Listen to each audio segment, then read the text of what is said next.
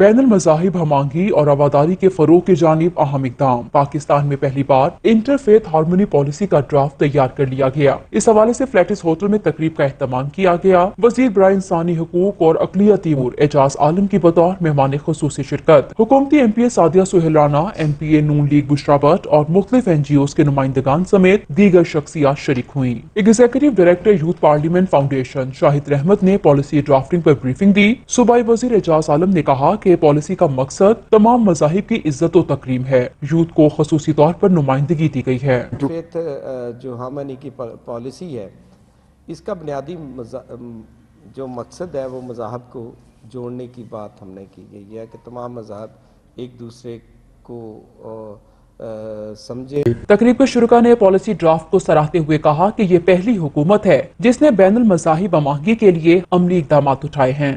سماجی کارکن عدیل شہزاد اور چودھری عبدالماجد نے بھی ان کے پیغام کو سراہا۔